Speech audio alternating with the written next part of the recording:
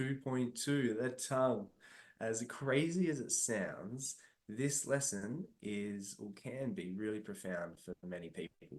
So, a lot of the things we'll go through in 2.2 are really simple, but like with most of these things, if you practice, if you apply some consistency to it, you'll notice that it will start helping that eustress show itself more and more during your days.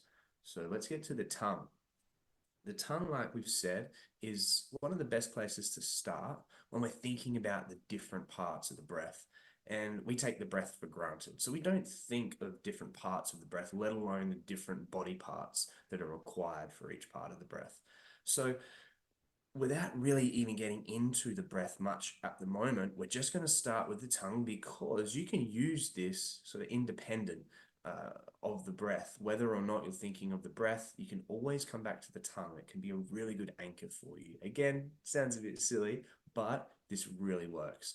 So when we think of releasing the tongue or putting the tongue in its released state, so in a state that's going to send eustress messages to the brain, most of us think that the tongue should be arched, touching the roof of the mouth, or arched downwards, touching the floor of the mouth. But to do that, we need to use muscles through the middle of that tongue. When we're talking about releasing, when we're talking about sending hardcore, straight down the line, no fuss, eustress messages, we want to release as much as possible. We want as little activation as possible. Now, on the flip side of that, if we think about when we're sending distress messages and we're just talking about the tongue at the moment, I know one of the ways that I first start doing that unconsciously is I start biting on the right side of my tongue. Now, that is causing a lot of tension. There's even a little bit of pain involved. There are reasons for all those little pieces, all those little messages that are getting sent to the brain, and that's all adding up to distress. Now, I used to do that unconsciously. The more and more I paid attention to my tongue, the more I realized that. And now every time I notice I'm doing it, I just simply stop and then put the tongue back in its release state. Now, a lot of other people cram the tongue up against the roof of the mouth, especially if they think that's where it should be relaxed. Yeah, down on the floor of the mouth. Some people even cram the tip of the tongue up against the front two middle teeth. Again, all of that is requiring muscle activation. So we want to put the tongue in a position where it's using as little activation as possible and it's sending eustress messages to the brain straight away. And I call this the tongue hammock.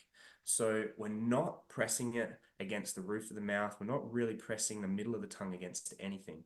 All we're doing here is with our mouths gently closed, we are placing the tip of the tongue along the gum line above the top two middle teeth. And if we think of that line in between the top two middle teeth, that vertical line, and then the gum line that runs across the top of those teeth, we've sort of got a T shape. And we want to put our tongue right at the cross point, right where that horizontal and vertical line meet. And again, we're not cramming it in there because that causes a lot of activation and can start sending distress messages to the body and to the brain. We want to gently place the tip of the tongue along the gum line above the top two middle teeth. Now, I hope you're practicing along. If you're not, let's start. Because as soon as you start doing this, many of us realize how unnatural it feels. This is one of the most natural positions for the tongue to be in, but we've conditioned it out of this position because we're in such high states of distress on a moment-to-moment basis. So our tongue cops the brunt of that in many ways. It's being pushed, it's being forced, it's being stretched across the mouth in lots of different ways. What we want to do is bring the tongue back to a position where it can start to feel released. And that will instantly start sending released messages or messages of eustress to the brain. Now, we're talking about the breath in this 2.2 lesson, but we can use this skill, the hammock tongue, anywhere. Okay, whilst I've been pausing in between my words here, I've been making sure the tongue is in its resting state, in that hammock position.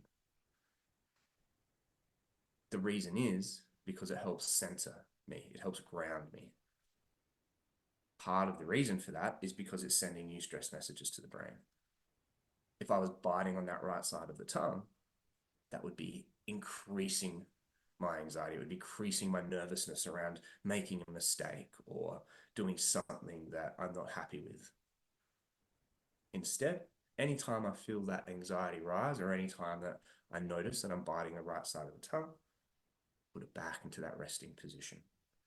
So again, the back of the tongue's already hitched up. The back of the hammock is all ready to go. We just need to hitch up that other end. And the way we hitch it up is we gently place it above the gum line or above the top two middle teeth along that gum line.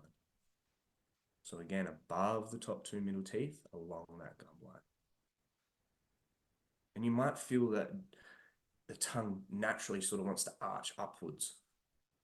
But again, it's just a practice. If you're feeling that counterintuitiveness, if you're feeling like it's a little bit clunky, that is great. That tells you that you are more than likely consistently sending messages of distress from the tongue. And that's just one part of the body. Imagine what else is going on, but we need to start somewhere. And this is why the tongue is such a great place to start. So we want to, again, place the tongue in that hammock shape. So it's hitched up at the front, tip of the tongue along the top two middle teeth, along the gum line, and curving down and then up again.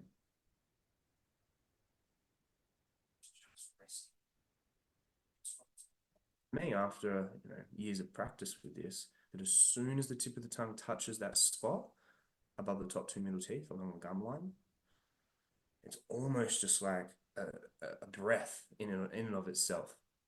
I almost just feel that sense of calmness instantly. And then I start to build on that with the skills that we're going to talk about in the following lessons. Now, if you are in a conversation that is challenging, if you're in a game where you are kicking for goal, or you need to pass the ball really quickly, if you are in a meeting, if you are giving a presentation, if you're doing anything that is even slightly distressing, challenging during your day, you can use this. And more consistency will mean that using this puts you in that moment. It allows you to be more present than before. Because every time you come back to your tongue, you're going to remember, if my tongue's not in this position, in this hammock position, I might be sending distress messages to the brain. And that's not a bad thing. Remember, distress isn't a bad thing, but we want to notice it. And we want to then start shifting back to eustress. We've worked or conditioned ourselves out of that part of the journey. And we're stuck in distress. We're stuck biting the right side of the tongue. We're stuck in this perpetual cycle of sending distress messages to the body. So what we can do already, just after this really quick lesson, is now start sending eustress messages to the brain, which then releases the connected chemicals and communicates with the rest of the body. And that can start just by where you are placing the tip of your tongue. So again, even if you're driving, this is a great one to practice. Just one last time, let's notice where the tongue has moved as we've been listening. Let's place the tongue along the gum line above the top two middle teeth. Don't overthink it.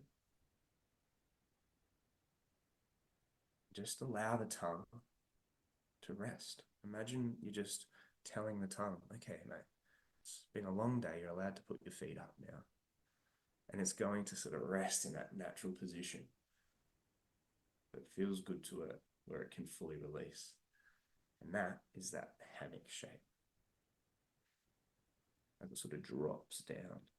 in the middle because it's not activating any muscles.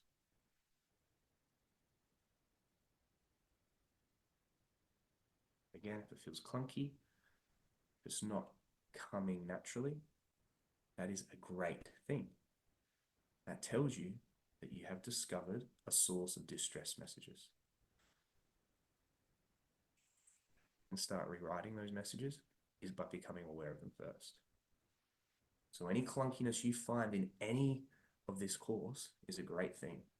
And all you need to start doing is just coming back to the simple little skills that you're learning. Incredible. So hopefully you're feeling that. Hopefully if you're not feeling that, you're feeling confident around the fact that, okay, well, this is something I can easily practice, even in mid-conversation. When I'm watching TV, when I'm reading, driving, whatever it is, we can always be practicing this.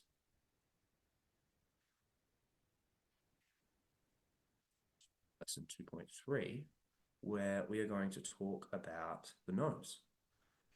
And we can add to this skill, this ability of being able to put the tongue into its release state by then understanding how to support the tongue and how to really support those eustress messages from the tongue with the nose as well. Again, really simple stuff, but things that we can be practicing all the time. The more we practice them, the healthier and the happier we feel. And then the more prepared we are going to be for our meditation, to exercise our focus to the best of our ability, to exercise our focus as efficiently as possible. So keep practicing that tongue hammock. We're going to be coming back to it all the time, but now you know that every time I say, let's put our tongue in its release state, or let's create that tongue hammock, you know exactly what I mean.